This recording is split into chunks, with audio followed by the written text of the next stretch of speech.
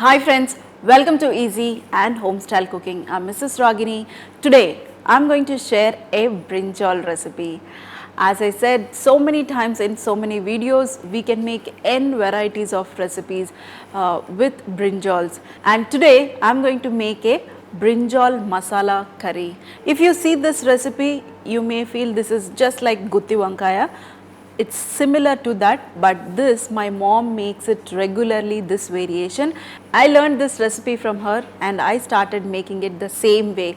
You know, this is slightly different. In the restaurant style, what they do is they take the brinjal, they deep fry the brinjals and they keep it ready, make the masala and then add the fried brinjals into this. But I don't do that. I want an excellent flavors of, the tamarind juice and the masalas and all, other spices to my brinjal. So I love to cook it like this. So if you like it, you can make it this way. So first, here I have the brinjal, and for masala we need some peanuts and some coconut, dry coconut and some coriander seeds. So here in the pan, first we are going to dry roast these ingredients. Some peanuts. As per the quantity, you can increase the peanuts, dear friends, and also the coconut and some coriander seeds. You can add around 1 tablespoon of coriander seeds and 4 tablespoons of peanuts. And first we are going to dry roast this, and then we are going to add the sesame seeds. In the last we are going to add the sesame seeds because sesame seeds cooks very fast. So we don't want this to burn.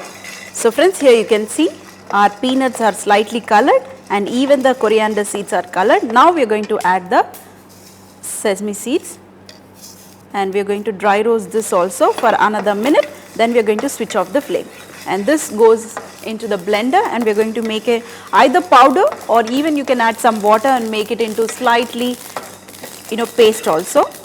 You can see sesame seeds are spluttering because it's nice and too hot, and they roast very fast. So this is done. I'm going to switch off the flame and I'm going to transfer this onto a plate and I'm going to rest it, then I'm going to make a paste. Usually in my house I keep all the ingredients ready. I keep the coconut powder ready and the sesame seed powder ready and even the peanut powder ready, and I put it in the refrigerator. I make it into small quantities and put it in refrigerator for 15 days and then I will use it and make it fresh. If you want your process to be fast, you can just try that. If you have small containers, you can use them as for storage. Now in the same pan we are going to start cooking our brinjal. So here is the oil.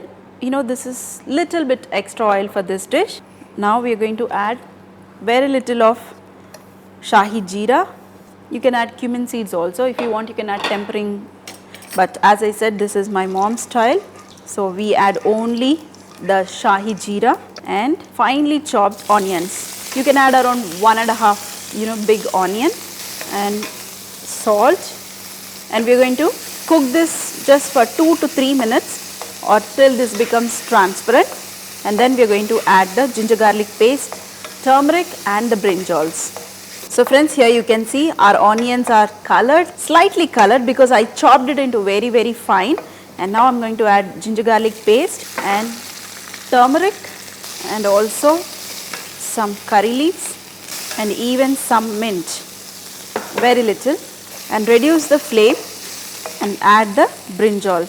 Here I have the brinjals which I cut them into 4 like this. I just slit them into 4, keep the edge as intact and add it. I'm going to cook these brinjals in the oil, dear friends. So here you can see, just take a knife, just slit it and put it. So friends, here you can see I added all the brinjals and I'm going to add some chili powder also.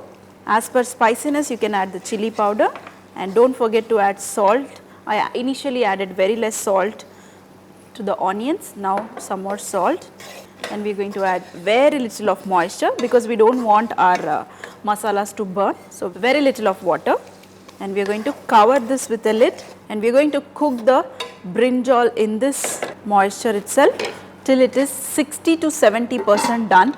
In a slow flame, if you cook it, this won't take much time. It will just cook it in 5 minutes. So friends, after 5 minutes of slow cooking, it has not sticked at the bottom because I added moisture, and if you see, the oil has oozed out, and if you see, the brinjal also has become nicely soft. If you add the tamarind juice initially and if you try to cook it, the brinjal won't cook. So, we want the brinjal to be nicely cooked in very little oil. Instead of deep frying, you can try this method, and you can see this is nice and soft. And this will cook further for another 5 minutes after adding all other ingredients. Now, we are going to add the tamarind juice. As per sourness, you can add the tamarind juice. As per thickness also, how much consistency of gravy you need, based on that also you can add the tamarind juice. I am going to add some water. Now, I am going to increase the flame and let this come to a boil. At this point, you can just check the taste. We do not want our brinjal to be too soft and too mashed. Nice and sour, it is not too sour, perfect. And chili powder is also perfect. I can add some more of salt and very little of cumin powder. Mix this and mix this, and here I have the paste, you know, the coconut, peanuts, sesame seeds and coriander. All this paste we are going to add it into our gravy, and this will get thick. Mix this. Let this cook for another 5 minutes, and this will become nice and thick. So friends, our brinjal curry took just 10 to 15 minutes to get ready, and you can see this, it's done. The oil has nicely oozed out, the oil, and the brinjal is also cooked perfectly. We are going to increase the flame little bit. I cooked it in a very slow flame. Initially, if you see, it was very thin, and now if you see, it's nice and thick. And let's taste it at this point of time. I love this Masala Vankaya. Slightly sour, nice spices. If you want, you can add some garam masala at this point of time, and if you want, you can add some, you know, jaggery also to this, but this is my mom's recipe. She never adds the jaggery, so even I don't like to add the jaggery. If you want, you can add it, and if you see, this is nice and thick. It should not be too thick. If you rest this for some more time, this will become too thick. If you want too thick, then you can cook it for some more time. And let's garnish with some coriander. And if you see, we cannot even see the onions which we added initially. I finely chopped the onions, and the onions are also mashed totally. Let's look our brinjal. Take one piece, some gravy, switch off the flame. Isn't it nice and simple? Instead of deep frying it and, you know, adding it to your gravy, you can just make it like this, and this way all the flavors will incorporate to your brinjal, and the brinjal also will taste yummy. And if you see the brinjal here, it's perfect. It's holding its shape, and I am able to cut it, and it will literally melt in my mouth. Slight sourness. This goes excellent with plain rice or any bagara rice. This will be amazing. And the best part is, for me, is the brinjal head, that is the stalk. I always love this. I never throw away the stalk. I love to eat it.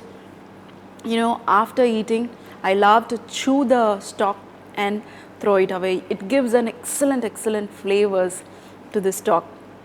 Just try it out, even you will love it. I hope you enjoyed this simple Masala Vankaya, my mom's style. If you like it, make it, share it, and also feed your family fresh food.